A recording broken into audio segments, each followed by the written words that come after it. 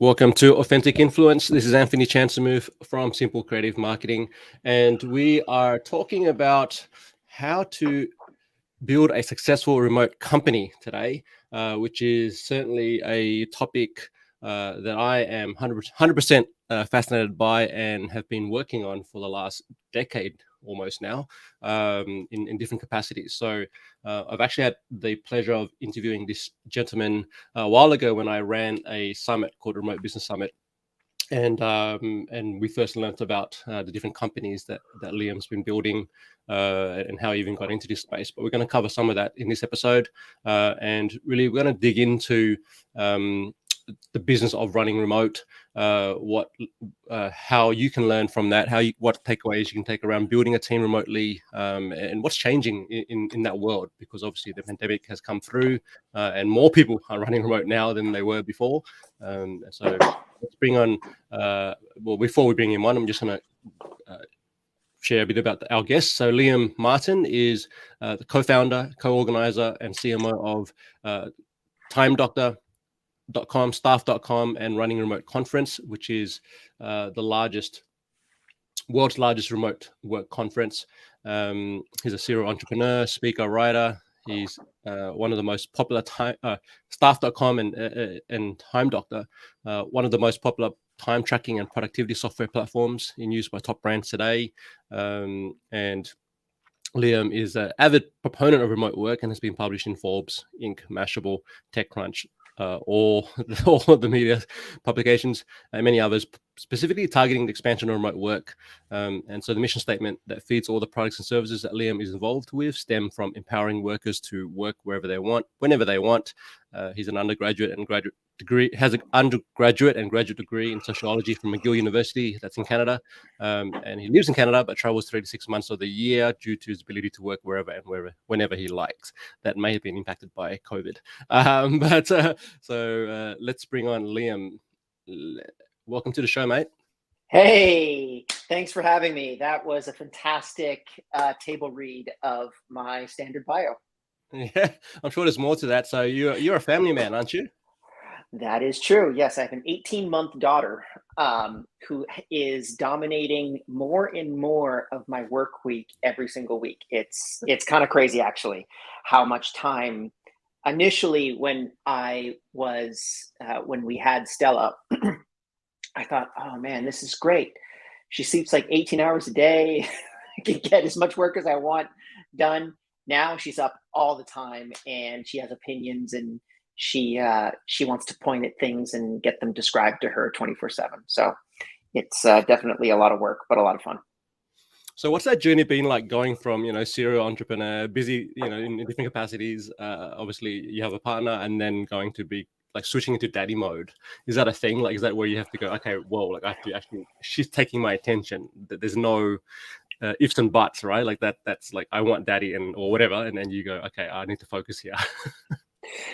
Yeah, it was interesting when we ended up, when she was born, it was a really interesting transition for me because I much preferred to spend time with Stella than work on the business, which was a little bit interesting. And I'd never had, the business was the first love, and then it switched, almost just in an unconscious way. It was so weird. Just one day I woke up and thought, man, I'd much prefer to spend my time with Stella than work on the business. And I'm very, very passionate about my job. So that was an interesting realization. And I just had to manage that energy. So every day I wake her up, or she wakes me up more specifically. We go down, I have breakfast with her, and we spend our time together. Then she goes off to in Gallery. I don't know what that is in English, but her daycare. And then at the end of the day, I can pick her back up and we can spend time together. So I just work within that like 8 to 5, 6 p.m. window. And now it just means I've got to cut it off completely, which is actually very good for people that work from home. You don't want your work life turning into your work life. So it's important to be able to make that clear division. I've heard that a lot, like from mates of mine who've become parents. Like, I'm not there yet, but certainly just how the demands of being a parent and the presence required, right, to be with your child, it forces you to look at productivity in a different way. To look at, like you said, you've got hard constraints now. Like, I need to be there for Stella or whatever, daycare or whatever. I need to do these things. And as she grows older, maybe you're driving her to school or these other things are going on. Absolutely. Yeah, I took 2 weeks in Spain in November, and I was doing a couple conferences throughout Spain at that time, and just completely missed baby Stella throughout that period. And then also, it's a major sacrifice for my partner. She needs to be able to take care of the child 100% on her own. So it's difficult to be able to weigh those two different options. And you really just have to kind of, again, create that space for a child, particularly because, and we've probably both seen this, where children of entrepreneurs end up really turning into, I don't know if I can swear on here, but it starts with A.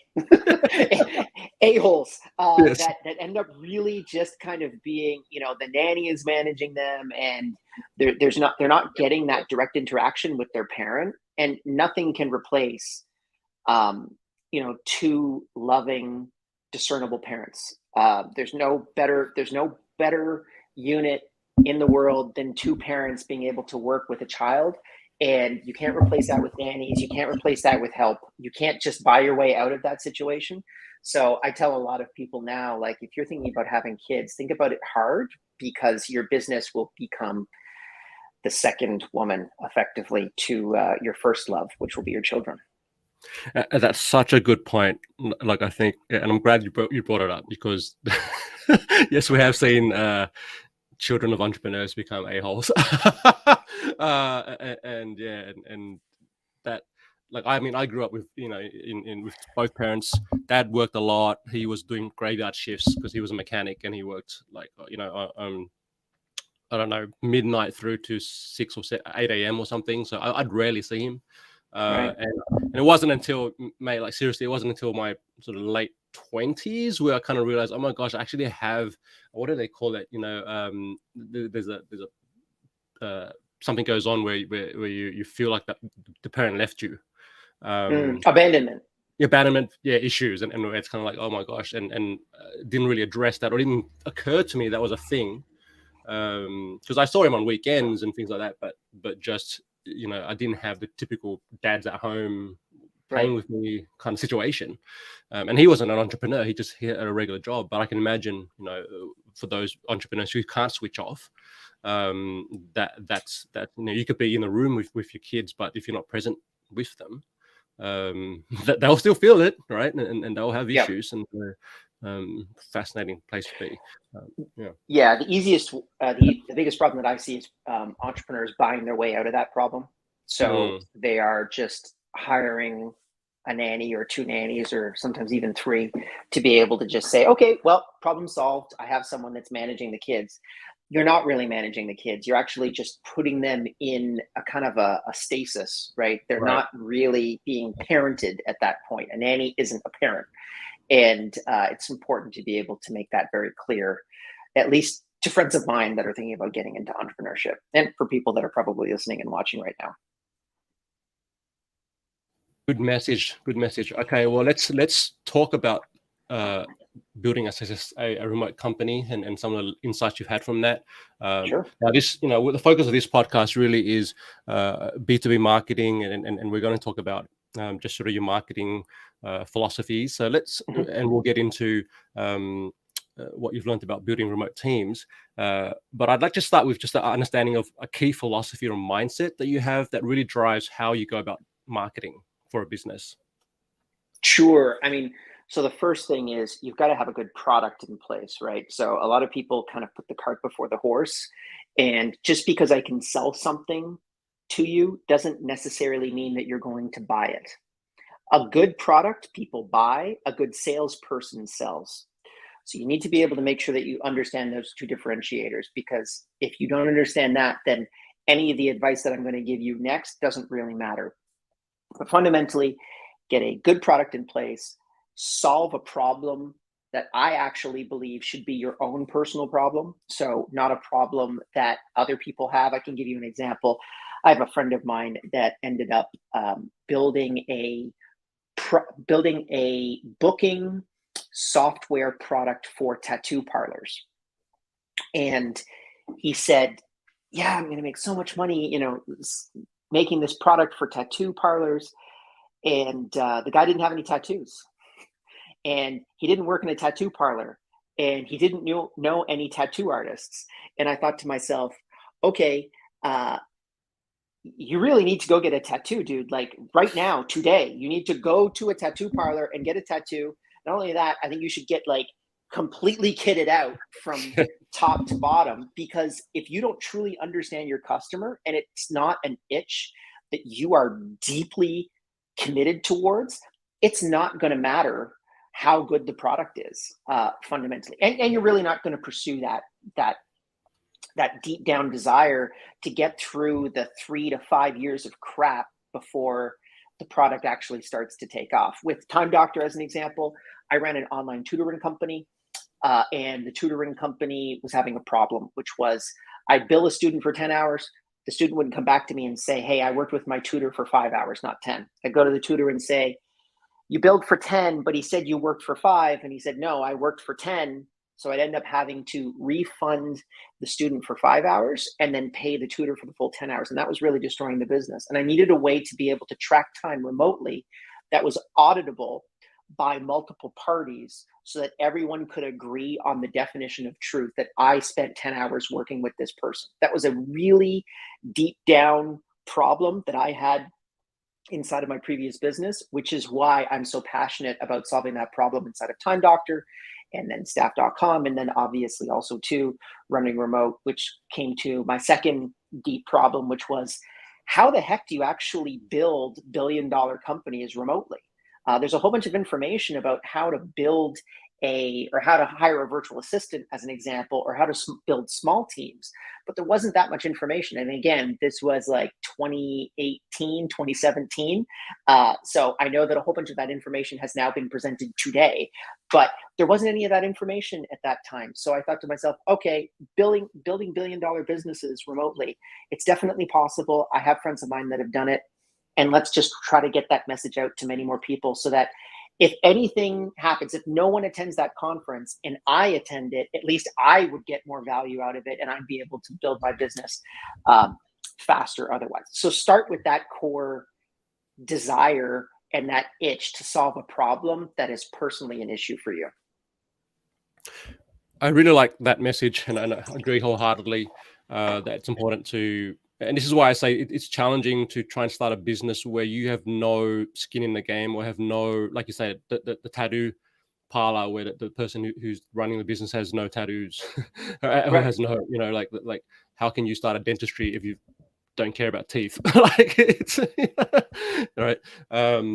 It's possible, but I think that you're not in it for the long game, and there's going to be issues down the line. I'm curious about, you talked about just the origins of running remote and how you were really solving your own itch there, and you wanted to build a remote company. So therefore, hey, why not bring in the experts and let's learn from them. What have you learned about validating an event company, right? So when you're putting on conferences, how do you actually ensure that you get attendees? How do you ensure that your price point at the right place where you're going to be profitable? All these sort of things come up. How did you start with that? Yeah, subject I'm really interested in. So when we started the Running Remote conference, we were asking ourselves a really important question. So there's 12 questions that you should ask inside of the critical thinking theory. Just Google it. And the last question that you should ask yourself is, what assumptions am I making from my conclusions? So what am I assuming to be true? And it may or may not be true. And one of the big ones was, well, I want to learn about this stuff. This is important stuff.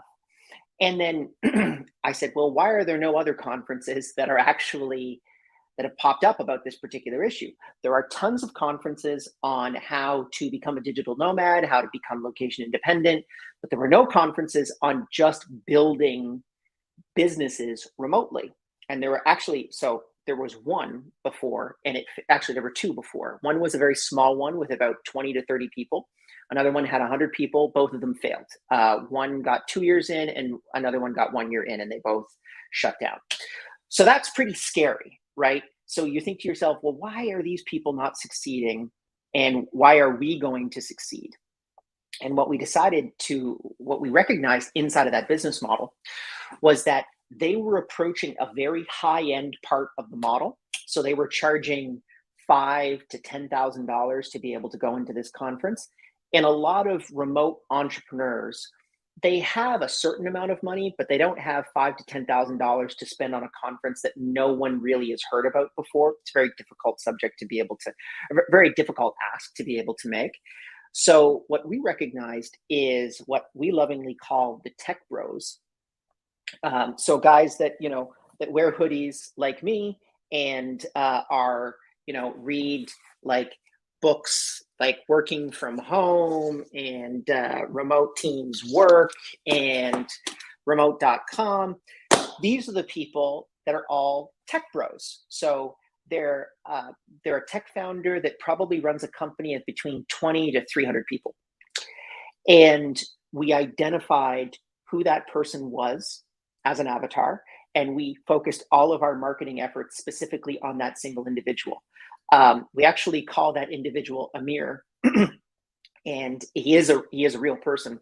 Amir is the founder of Todoist, which is a task management app that runs entirely remotely. And so if we have a speaker, as an example, that we're not too sure about, we'll actually email Amir about it and say, hey, would you like to see this person speak at a conference? And if he says no, then we don't book him. So it's that simple. And what we recognized is getting into that tech bro segment, then we looked at, well, what's the average price point that a tech bro would pay for a ticket? And we recognized it was about $1,000 US.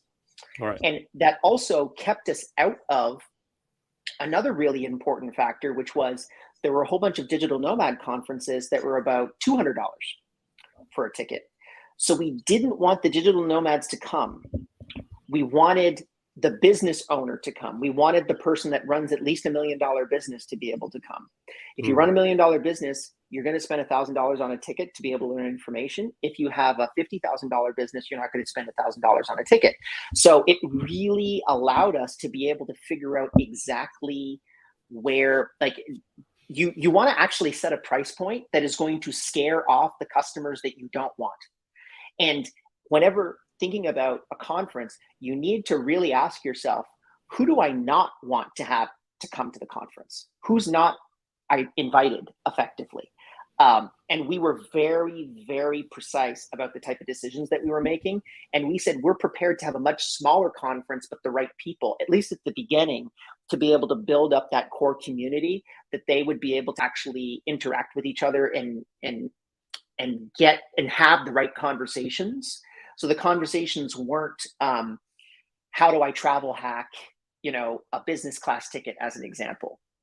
Well, if you run a tech company with 100 people in it, you don't have the time or the need to travel hack a business class ticket. You just buy a business class ticket. So you kind of just have to connect the right information with the right attendee, the right avatar. And that's the next big piece, is identifying exactly who I want to target. And then also backing that up with saying, are there other conferences in the space where that happens? We looked at SaaStock and we looked at SaaStr. Both of those conferences, SaaStr has 20,000 people and SaaStock has 5,000 people. So we knew that basically 25,000 people per year were going to an event, and the price point started at $1,000 and went up to $2,000. So we knew that if we could get tech bros definitely in for a grand. That was really, that's really cool. And I like the differentiation and understanding who we don't want in the room. Because that dilutes the conversation. And then, if you're running $1 million company and you're sitting next to someone who's running a $50,000 company, you're not going to, most likely not going to get much value from that person, or the conversation won't be right. It's not going to be what you want it to be if you're investing to be at that event. Very, very cool. All right, let's talk about the process of building a remote first company. are you still at 50? Okay, you've got a remote first company with team members in 43 different countries. So talk us through the process of how you built that, starting from you. I guess it was you and maybe a co-founder, and then Yes. what was that journey like? Yeah. So my co-founder, Rob, who's the CEO of the company, we started that approximately 11 years ago. And generally what you want to be, what I think a lot of the world is now recognizing, and they're recognizing it at breakneck speed, is work is no longer a place. So work is now something that you can take with you. And we're seeing a huge shift where everyone on planet Earth is recognizing this is one of the reasons why the great resignation is currently happening. When you actually ask people, why are they resigning from their jobs? And for those that don't know, the great resignation, the United States experienced 3% attrition rate in the month of July, which is the highest rate of resignations in the history of the United States. And the same thing is happening all over the world. And the reason is because work is mobile. You can take your work with you. So a lot of people are recognizing that they can move in and out of positions much faster than they could before. So we were just doing this 10 years before anyone else was. So we would hire people from all over planet Earth. It didn't matter where they were located, as long as they were just really interested in working on the project that we were passionate about. I wish I could if you want me to get into the exact details of it, really it's the majority of those types of positions, you want to be able to start them off on a contractor basis. So you bring them in as a contractor, you say, hey, let's work on a project together. Maybe they're not even working full time on that particular project with you. Maybe they're working half-time with you. And then as that position evolves, you turn them into a full-time employee. For those that don't want to set up subsidiaries, you want to contact an EOR, an employer of record company. So something like remote.com, Globalization Partners. They're both really good people to work with so that you can actually hire those people legally. And then really it comes down to making sure that collaboration happens online. That's probably the hardest part of managing remote teams. And that's what most people ask me at this point, is how do you actually collaborate online? You can do it. It just requires extra layers of technology in order to be able to do it. We have tools like Zoom and Slack and Basecamp and Trello and Asana and all these other systems that we use to be able to create that form of collaboration. And then just really working day in, day out to be able to kind of manage that team. It's a little bit different. Like, we can't all meet in one place. We do something called an Ask Me Anything session that happens every 2 weeks inside of the company. And it's primarily led by my co-founder, the CEO of the company, and then sometimes by me. And when you're in 43 different countries, you actually are in a whole bunch of different time zones. So the vast majority of the people can't consume that. So we record it and then we present it asynchronously to everyone. And that's probably the next big thing, is get really good at working asynchronously rather than synchronously. Because for me, that is it doesn't just make remote teams work effectively, it makes all teams work so much more effectively. The disruptions that you experience throughout your workday is so destructive. And if you can just remove a lot of those distractions, primarily those distractions come from coworkers, your team will be a lot more efficient. You naturally brought up a conversation around asynchronous work versus synchronous sort of meetings. I know the guys in Basecamp wrote about that first back in their book, Remote or whatever it was years ago. But that's so that's the one. Tell me about just your experience around that, like when you're dealing with multiple time zones. Obviously, what are the benefits of synchronous communication, and what are the challenges with asynchronous communication? So asynchronous work is probably the single most important accelerator towards all businesses everywhere. If you can optimize your team towards asynchronous work, you will probably get twice as much output per employee than you can if people are all working inside of an office. The issue has been, historically, we've had, for the past basically 100 years, we've had this system where everyone commutes into a single place, So each person pays an hour or 2 hours of commute time to be able to come into a single place. And then you have effectively a buffet on collaboration, right? So it's an all you can eat buffet. You collaborate as much as you want because you've all paid that price to be in there. Remote teams have recognized, because they don't pay that initial cost to be able to come into that central location, that they can have an a la carte mode towards collaboration. So they can choose when to collaborate, and they can also make that collaboration as quick and as efficient as humanly possible. And that's really the core differentiator. Asynchronous teams don't not talk synchronously. We interact synchronously all the time. We have team retreats, we have weekly meetings, but we make them as quick and concise as humanly possible. I'll give you one quick example. We have something called silent meetings, which is every single week we identify issues that we need to address based off of the metrics that are coming inside of the business. And we talk about those issues asynchronously. So we post it up on an Asana ticket, we have comments, and then if we come to a conclusion, we post the conclusion at the top of the ticket, and then we remove that issue from the discussion. If there are less than 3 issues for a meeting, we don't do the meeting. It's simple. We'll go 6 to 7 weeks without actually having a meeting because we don't need to deal with all that bullshit. It's just literally, hey, you know what? We can actually solve all these things, these problems, these issues without having 8 6-figure executives sit in a virtual room for 90 minutes. It's a massive, massive waste of resources. And if the people that don't recognize that are going to be completely left behind in this new generation of work. And I think that's where you're really touching upon the mindset shift required, because a lot of companies, as you can see, are going through a hybrid model, or they're testing hybrid now. Can we do 3 days in the office, or 2 days in the office and 3 days at home, or whatever it may be? Because I think they're still holding on to that, traditional mindset of, yes, for it to be productive. Yeah, I would say every hybrid organization right now is saying to themselves, we don't know how to go asynchronous. We don't even know what asynchronous is.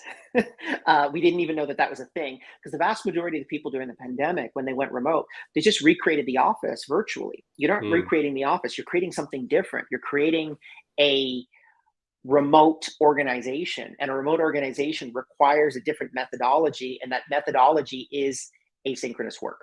So that's the piece that I think a lot of people are not really understanding. And I think they're going to come to that conclusion probably within the next 6 to 24 months. But as of right now, it's very, very difficult to be able to see the light at the end of the tunnel. I think there's going to be a lot of pain in between, where people are going to recognize, I have to go into the office even though I want to work remotely, because I don't get access to decision makers. And Suzanne is always screwing up my projects because she has the ear of the decision maker who's in the office. I would probably say, if anyone wants to go hybrid, first of all, try not to do it. Bring everyone back into the office, for crying out loud. That would be a better decision than going hybrid, in my opinion. Ideally, you should want to be able to go remote. But if you're going to go hybrid, you need to be able to create equality of access for decision makers. That is by far the most important thing that you can take into consideration. So if you have a virtual employee and you have an in-person employee, and the virtual employee says, hey, I want to work on this project, and you say yes, and then the in-person employee comes in and says, actually, I want to work on the project, and because they're just next to you, you give it to them, that destroys the virtual employee's autonomy. And you need to be able to retain that autonomy for an organization to be able to be successful. Autonomy is absolutely critical, and you're just taking that power away from them. You need to be able to have equal time for all team members, whether they're in the office or outside of the office. 100% in agreement with that, because I think it's favoritism by convenience. It's not a great decision.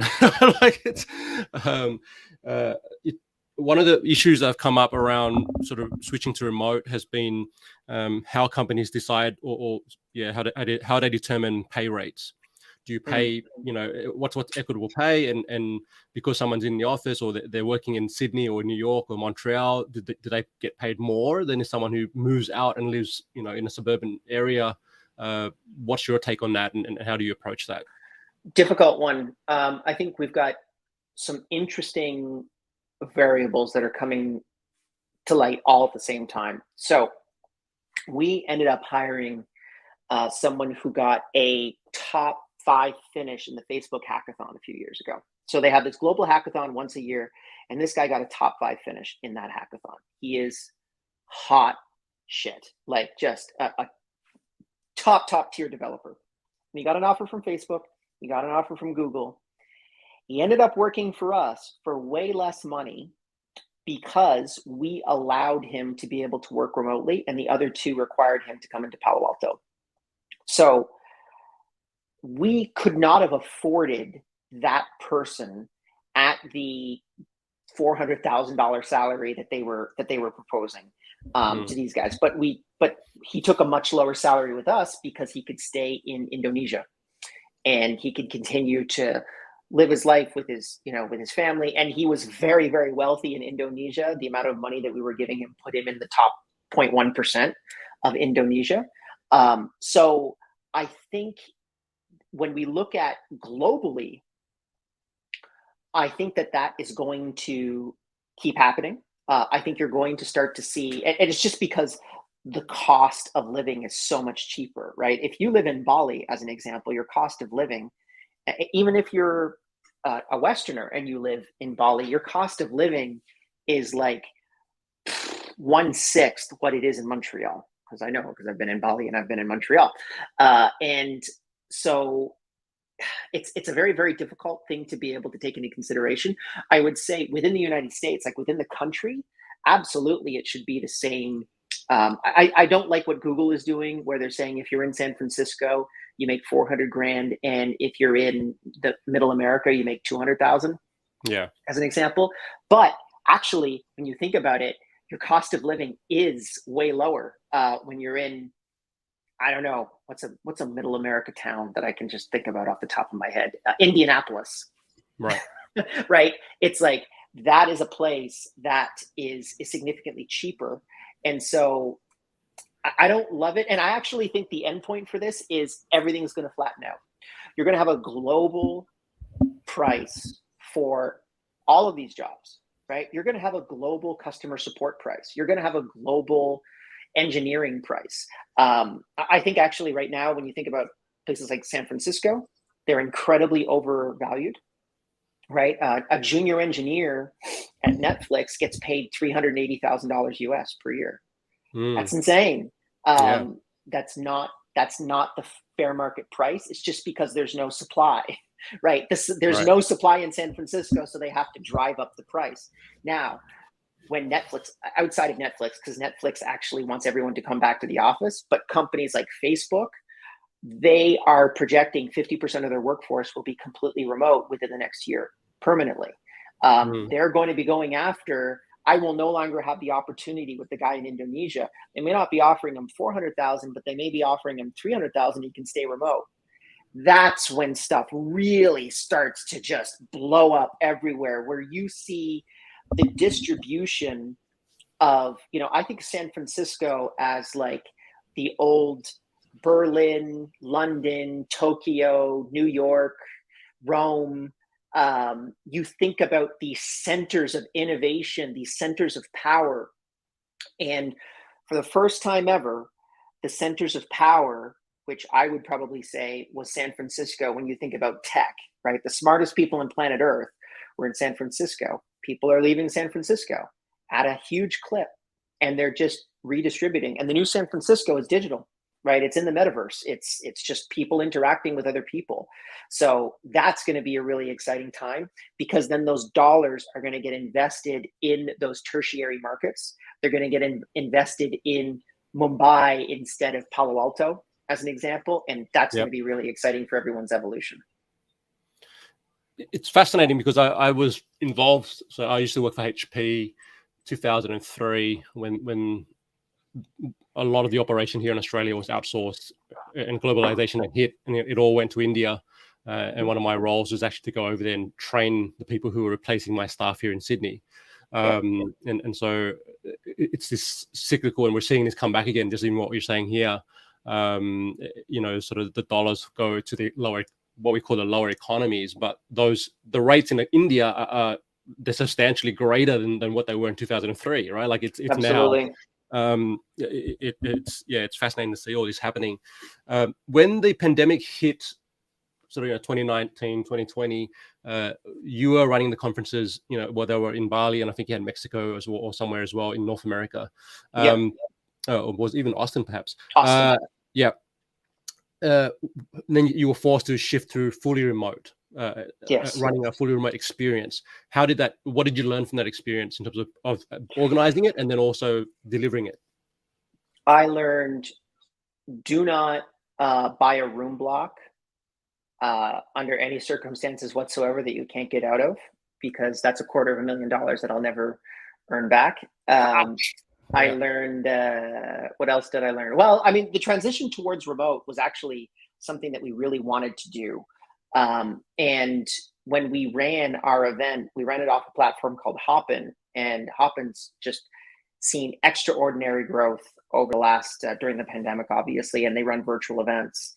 And we had run, and Hopin, I think, was only about 8 months old, and we ran the largest event on Hopin at that time. We had about 6,000 people at the event, and it was fantastic. And we got this form of interaction that just people were really, really yearning for, because I believe that was end of March or early April when we ran that event, and we put it together literally like within 6 weeks.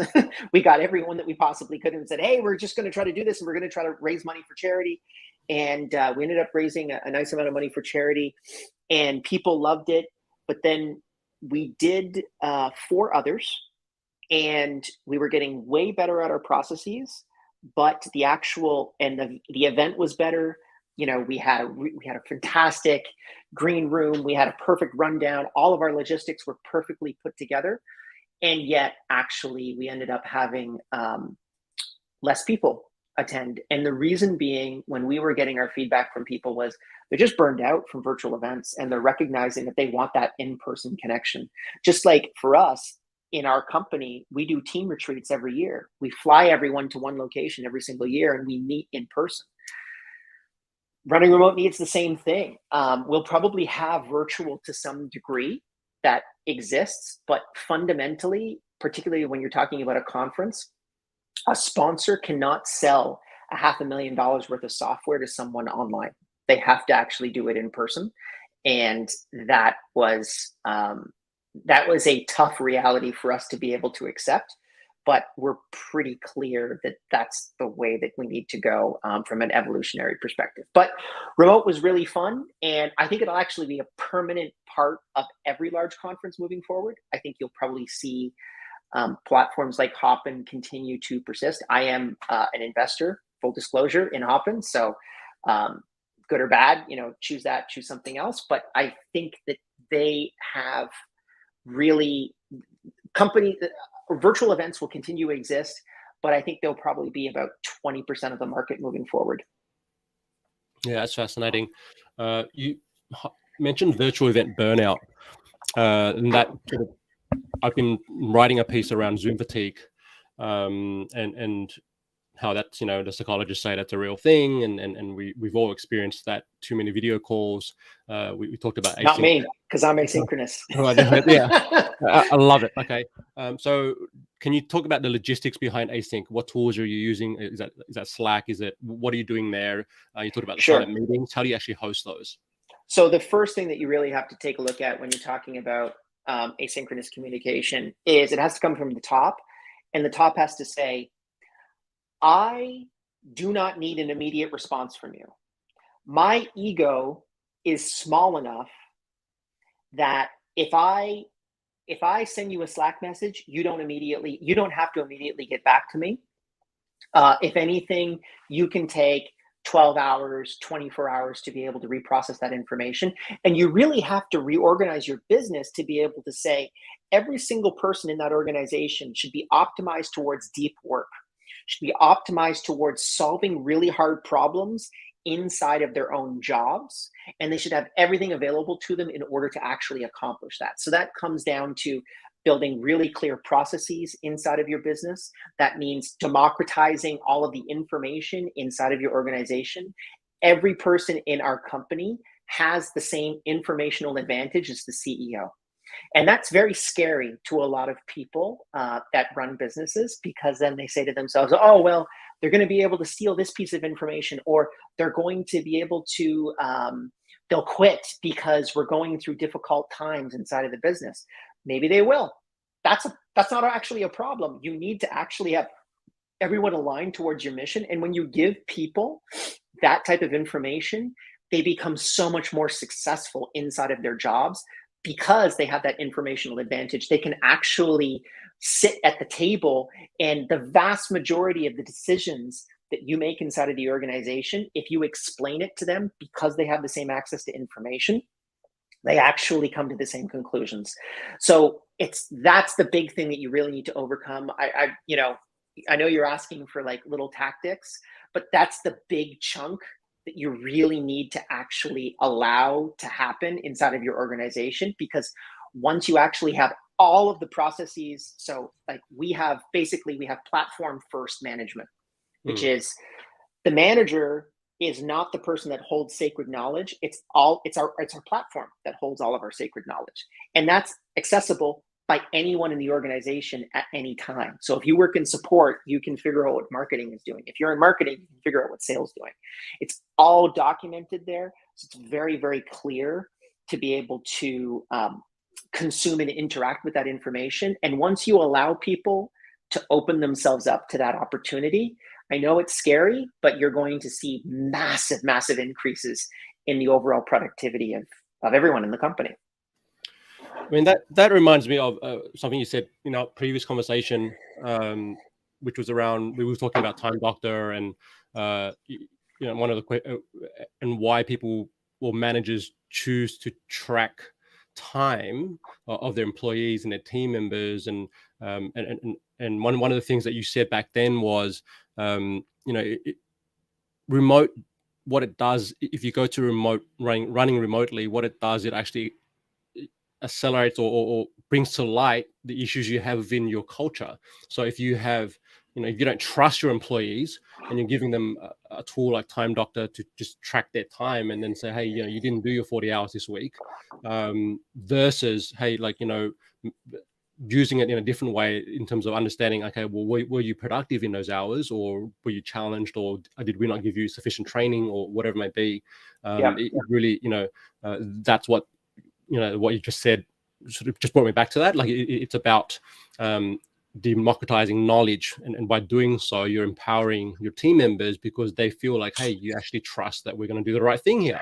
And not only that, it's giving people freedom to be able to make their own decisions. I don't know if you remember, there was a piece maybe about 5 years ago where there was a guy that was outsourcing his job.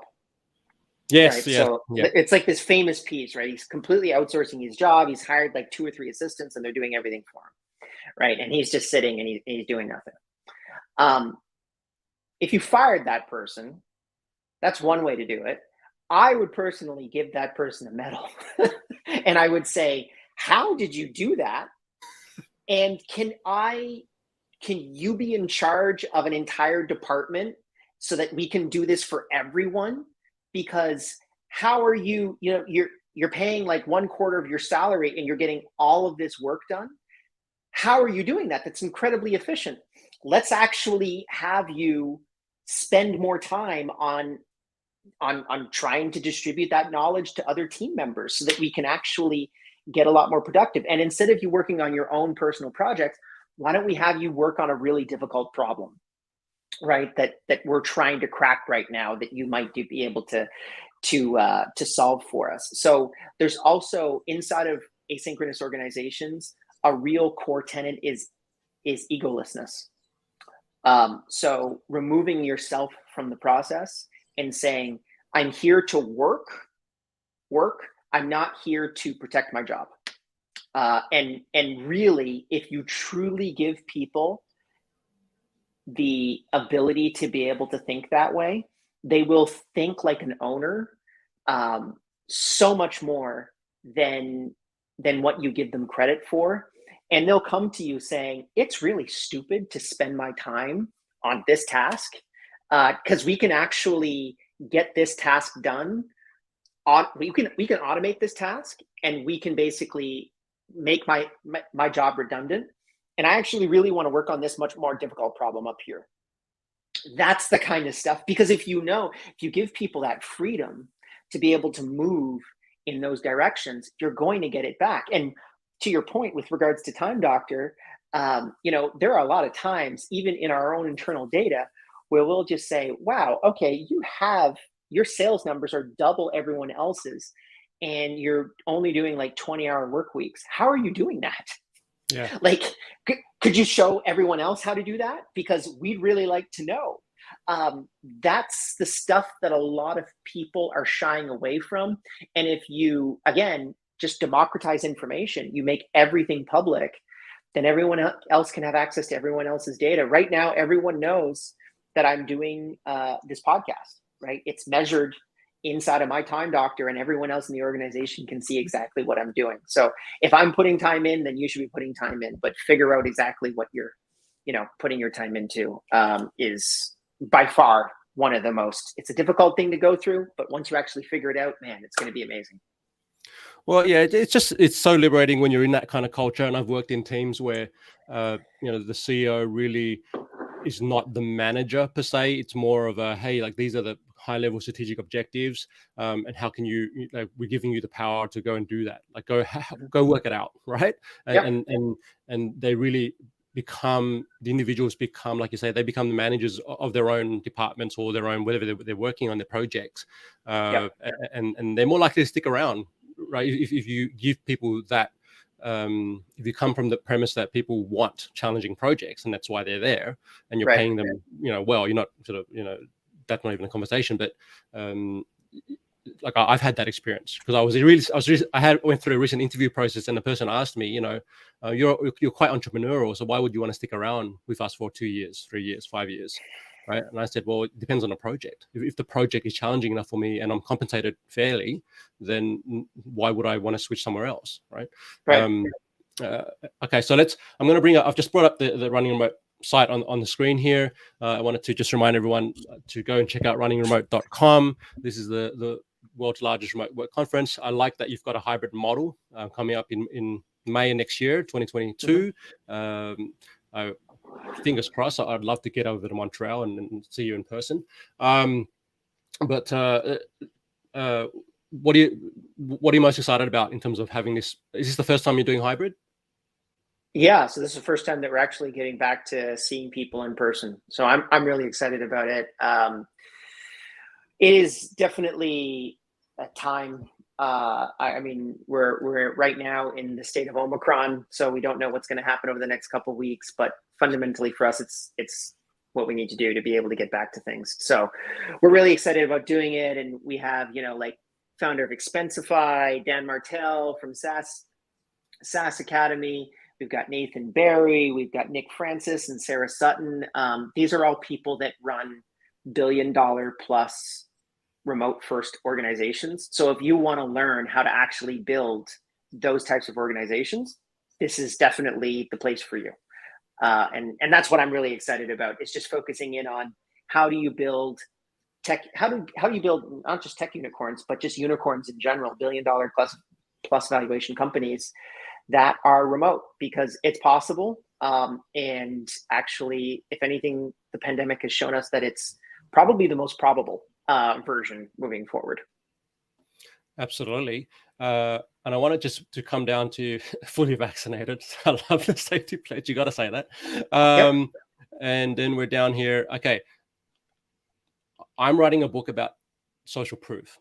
Right. So I am very fascinated by how you utilize case studies, testimonials in your marketing.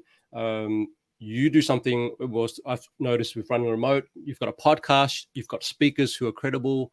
You've got, and storytelling has been a very powerful part of the Running Remote experience. I mean, I've seen it from early on in the piece. So can you talk to just where you see trust, what's going on with trust online, all right? And and now it's almost part of me is trying to not jump into the whole Web3 conversation right now, but Sure. but I do want to talk about just your take on testimonials, case studies. Why do you use them in your marketing? You've got sponsors here, so you're really utilizing credibility and social proof in your marketing, and why is that important for you?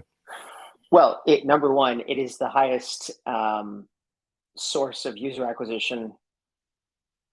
Like, if you add up all of our other sources of user acquisition, it doesn't equal referrals, right? So there's just that.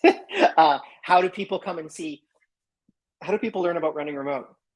They usually learn from another attendee that's attended the conference and said, hey, it's great. That's actually why we ran all of our events virtually for free, because we said to ourselves, if we produce a really good product, and our products were costing, $100,000 per free event, as an example, to be able to run. We had a staff, we were running these events every quarter. And once you get a taste of that, then you tell other people. We talk about product-based marketing. Product-based marketing is really the only form of marketing that I would invest in at this point. You look at people like Elon Musk from Tesla. Tesla doesn't buy any advertising. Why? Because they have a really good product and they invest all of their dollars into the product, and then people talk about that product. So that's why we use referrals and we use those forms of authority. One of our most difficult steps for running remote was when we didn't have any speakers and we didn't have any attendees, because people had to say to themselves, am I going to take a chance on these guys? Am I going to put $1,000 down with people that don't really know what they're doing? Well, they do now know what they're doing. And it's so much easier once you get those testimonials in there. I mean, we've been just even on Time Doctor's side, 75% of our user acquisition funnel is through referrals, just to kind of give you context on that one. So it's hugely influential to our overall business model. How are you tracking that? Is that an affiliate link? Is that, UTM codes? What are you doing there to get that? No, data? quantitative attribution is bullshit at this point. It doesn't really work anymore. So once we've lost first-party cookies. So, Apple started, then Facebook basically kicked back. Android is probably going to get rid of first-party cookies pretty soon, except for their own products. So what you really want to do is get a "where did you hear about us" pop-up after they make a purchase, and then you'd be blown away at how many people just say, oh, well, my friend referred me, or I heard about them on a podcast, or I did this, or I did that. So it's channel-based attribution as opposed to the individual unit. And there's a lot of machine learning apps out there that you can use now that will actually be able to tell you, hey, Liam, you should do more podcasts because that's actually ROI positive. Or you should, here are the seed sources that are acting towards your referrals directly.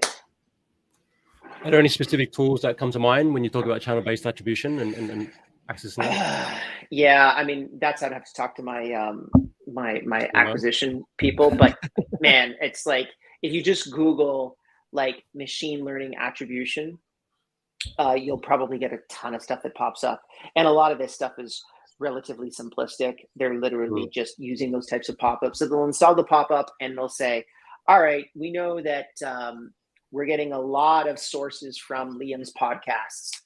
And how much do Liam's podcasts cost? Okay, well, they cost an hour and a half of Liam's time plus half an hour of logistics time and half an hour of outreach time per podcast booked. What's the ROI on that? You run those numbers. Should I be sitting in podcasts and doing 9 a day? It's pretty simple math once you actually run it. And a lot of people just don't even bother. And what they actually instead focus on is first party attribution. So when you look at first party attribution, a whole bunch of people just type in running remote and come to running remote and buy a ticket. They didn't just magically discover running remote, right? Yeah. There's something else that happened before that point, and you need to figure out what that is so that you can actually figure out your full attribution model. And pop-up is really the, where did you hear about us? Pop-up is by far the best source that we currently have today. Even better than first-party attribution. People are trying to make it a lot more complicated than it needs to be. doesn't need to be complicated. Yeah, such a good point. And another good point you raised around just privacy shifts that are going on with Apple and with the various companies removing cookies and these sort of things. With GDPR and Apple, just that, like, good luck. It's not a model that I would hitch my card to personally. I would just focus on channel-based attribution. And then there's a lot of machine learning that you can do to be able to really kind of figure out very specifically, hey, what should you be doing with your workday? Fantastic. Okay, we're going to wrap up. Just a couple of questions for you. You have a very strong sense of how marketing works. You've done well with your several different companies here. What's been a great resource for you, whether it's book, course, mentor, whoever it may be, that's really helped you understand how to do marketing effectively? I'd probably say a good high-level one is 0 to 1 by Peter Thiel. Fantastic book on how to build fast-growing tech startups and really get that initial traction that you need to be able to go from 0 to something. Another one is probably anything by Eric Ries. Really focuses on just that initial methodology from a product-based perspective, getting yourself up and running. And then I'd probably say overall marketing, Neil Patel has a ton of free content on his blog. And if you just Google Neil Patel, a lot on the kind of inbound funnel stuff. And then actually another really good book is From Impossible to Inevitable. And I can't remember the name of the author right now. It's unfortunately just escaped me, but fantastic book on how to really do outbound user acquisition at scale. And that's been, those are basically my Bibles that I use. Okay, looking it up. Okay, Andrew Hollow. Oh, there you go. From Impossible to Possible. Okay, fantastic. We'll link to those in the show notes. And final question for you. What's one thing that you do for your mental health? Play with baby Stella. It's great. What were you doing before you had your daughter? Drinking. No, I was, I go to the gym. Physical exercise is like, if you're not feeling good, do intense cardiovascular exercise for 20 minutes. You'll feel better. Get into the body. Mm-hmm. And that forces you out of your mind. It forces you out of your mind. You need to exercise cardiovascularly until you cannot think anymore. And for anyone that's run really fast, at what point that is, where you're just simply reacting to things. And what that allows is for your subconscious mind to also process a bunch of information. So I like to get on a row machine and get on that thing for about 20 minutes. It's a full body workout, works out your back as well, works out your arms. And 20 minutes later, you are going to feel better, I guarantee it. Are you listening to anything when you're doing that, or just complete silence? Usually I'm either listening to a podcast, or sometimes I'm listening, if I'm really frustrated, I'm listening to like some epic soundtrack music. Yeah. I just ended up finishing the Money Heist series. Oh, and so got good. They got a fantastic soundtrack as well. So I was playing that in my ears when I was at the gym. Yeah. My assistant got me onto that, and I was just binging the whole thing last weekend. I was like, that is a crazy series. I love it. All right, Liam, appreciate your time. Everyone, runningremote.com. Check that out. Timedoctor.com. Staffing. Is it staffing.com? Staff.com. Staff.com. Sorry. Let's get those right. And you can connect with Liam there. And if you are up for the conference, I'd highly recommend. And if you fit the criteria and you actually are building a $1 billion business remotely, that's where you want to go. Thanks for your time, mate. Any last words for our audience here? I hope that you guys enjoy building your remote companies. And if you're interested in coming to Running Remote, see me there. All right. Thank you, everyone. And we will see you on the next episode.